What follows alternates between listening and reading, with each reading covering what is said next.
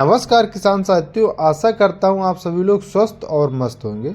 किसान साथियों, आज के इस वीडियो में हम बात करेंगे कि प्रथम सिंचाई के समय कौन कौन से हमें बेसल डोज देना चाहिए। लेकिन किसान साथियों, हमने आज के तकरीबन 10 दिन पहले आपको बताया था कि हमें कौन कौन से बेसल डोज देना चाहिए, जो कि हमने लाइव दिखाया हुआ था। और आज उसी फसल को मैं स्क्रीन पर दिखा भी रहा हूँ। 10 दिन के बाद फसल जो अच्छी खासी ग्रोथ कर रही है। तो किसान साथियों, अभी तक अगर हमारा यूट्यूब चैनल नहीं सब्सक्राइब किया है तो चैनल को आप सब्सक्राइब करना मत भूलिएगा और ज़्यादा से ज़्यादा किसान साथियों को शेयर कीजिएगा, ताकि सही समय पर सही जानकारी अपने किसान मित्रों को मिल सके और फसलों में अधिक मात्रा में पैदावार ले सके। किसान साथियों, आपको बता दें कि हमें जब बुआई करनी चाहिए फसल की, तो डीएपी है, फास्फोरस है, एमओपी है, एसएसपी है, यूरिया है, अन्य विभिन्न प्रकार के जो पोषक तत्व हैं वो हमें पूर्ति करना चाहिए, यानी पर्याप्त मात्रा में देना चाहिए, ताकि जो जर्मिनेशन हो वो बहुत अच्छा हो, उत्पादन हम अच्छा ले सकें। लेकिन किसान साथियों, अगर आप बुआई के समय बेसल डोज में पोषक तत्व नहीं दे पाए तो आप प्रथम सिंचाई में गेहूं में देने की कोशिश कीजिएगा, ताकि हम अच्छे से तरीके से जड़ों का विकास करवा सकें और इसके साथ में हम उत्पादन अधिक ले सकें, जो गेहूं के कल्लों की संख्या वो अधिक मात्रा में कर सके। तो किसान साथियों, सबसे पहले मैं आपको बता दूं कि अगर आपने जब गेहूं की बुआई की थी तो उस समय एसएसपी, एमओपी, डीएपी अगर दी होगी तो बहुत अच्छी बात है। अगर आपने उस समय डीएपी नहीं दे पाए हैं तो आप क्या कीजिएगा, 20 से 25 किलो आप डीएपी ले लीजिएगा। प्रथम सिंचाई के समय आप डीएपी छिड़क दीजिएगा, ताकि अच्छी तरीके से जो पोषक तत्व हैं वो पर्याप्त मात्रा में पौधे को मिल सके। दूसरी बात किसान साथियों, आपको बता दें कि अगर आपने अभी तक सिंचाई के समय और अन्य प्रकार के पोषक तत्व होते जैसे यूरिया, जिंक, सल्फर, इनको नहीं दे पाया है तो आप देने की कोशिश कीजिएगा।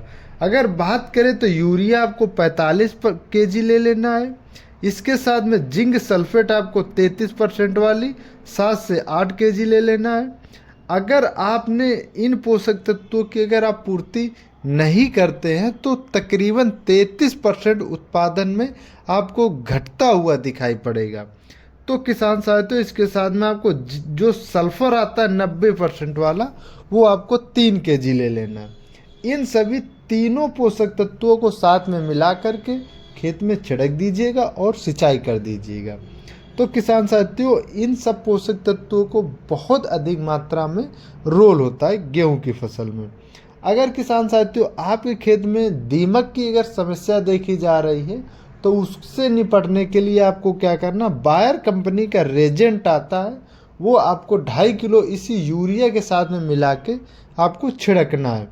अगर किसान साथियों आपके खेत में खारा पानी है या गेहूं की फसल में अधिक मात्रा में पानी भरा रहता है, नहीं सूख पाता है, तो उससे निपटने के लिए आपको 3 से 4 केजी अपने खेत में सल्फर की मात्रा बढ़ानी पड़ेगी, ताकि हम जो हमारे फसल में खारा पानी उसे ऑब्जर्व कर सके और जो पानी भरा हुआ रहता है, स्टोरेज रहता है, उसे हम घटा सके। तो इसका आप प्रयोग जरूर कीजिएगा, क्योंकि किसान साथियों पहली सिंचाई से तकरीबन दूसरी सिंचाई तक हमें बहुत अच्छी तरीके से फसल का केयर करनी पड़ती, देख रेख करनी पड़ती है। क्योंकि किसान साथियों तकरीबन 25 से 30 दिन तक अगर हम पौधों की अच्छी मात्रा में देख रेख रखते हैं तो उससे क्या होता है कि कल्लों की संख्या अधिक मात्रा में बढ़ जाती है और इसके साथ में पैदावार पर भी प्रभाव पड़ता है। अगर हम 30 दिन के बाद के जो दिन होते हैं 60 दिन तक, उस समय हमें बहुत अच्छी तरीके से देखना पड़ता है, क्योंकि उस समय क्या होता है कि पौधा स्ट्रेच में अगर चला जाता है तो पौधा छोटा बड़ा हो जाता है, उत्पादन पर भी प्रभाव पड़ता है। किसी किसी पौधे में जल्दी बालियां निकल आती, जैसे अगर 2023 की बात करें तो किसान साथियों बहुत सी किसानों की शिकायत थी कि किसी की बहुत पहले बाली निकल आई, किसी की बाली निकली नहीं, किसी की गेहूं में ऊपर नीचे यानी छोटा बड़ा हो गया।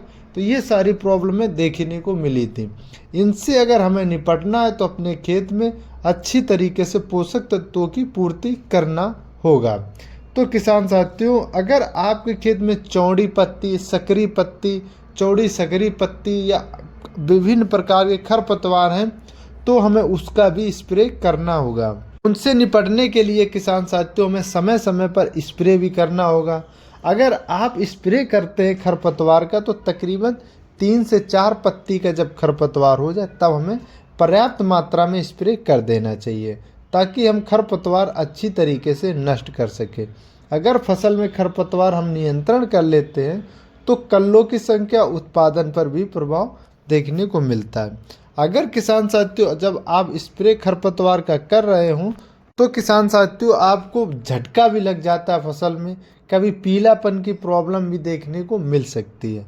तो इससे निपटने के लिए आपको क्या करना है कि अधिक मात्रा में डोज नहीं डालना है, और इसके साथ में जब भी आप स्प्रे करें खरपतवार का तो खेत में पर्याप्त मात्रा में नमी होना चाहिए। इन चीज़ों को विशेष तौर पर ध्यान रखिएगा। अगर किसान साथियों अगर फसल में फिर भी अगर झटका लग जाता है तो उसके लिए आपको क्या करना है, तकरीबन जब आपने सिंचाई की हो तो तकरीबन 10 से 12 दिन बाद आपको क्या करना है कि 500 ग्राम आपको जिंक सल्फेट ले लेना है और 1 किलो यूरिया और मैग्नीशियम सल्फेट आपको ले लेना है 300 ग्राम, और अधिक मात्रा में आपको फेरस सल्फेट जब लेना है जब अधिक मात्रा में फसल पीली पड़ी हो तो आपको 500 ग्राम ले लेना। इन सबको साथ में मिला करके स्प्रे कर दीजिएगा। और इससे किसान साथियों एक और फ़ायदा मिलेगा, अगर हम पर्याप्त मात्रा में जो पोषक तत्व अपनी फसलों को नहीं भी दे पाए हैं तो हम पर्याप्त मात्रा में पोषक तत्व भी हम स्प्रे के रूप में दे देंगे। इससे क्या होगा कि हमारे पौधे में अच्छी तरीके से क्लोरोफिल बना पाएगा, पत्तियां जो होंगी वो अच्छी तरीके से चौड़ी और हरापन फसल में आ जाएगा। तो किसान साथियों अगर ये जानकारी आपको अच्छी लगी हो तो हमारे इस YouTube चैनल को शेयर कीजिएगा और चैनल को आप सब्सक्राइब करना मत भूलिएगा। धन्यवाद।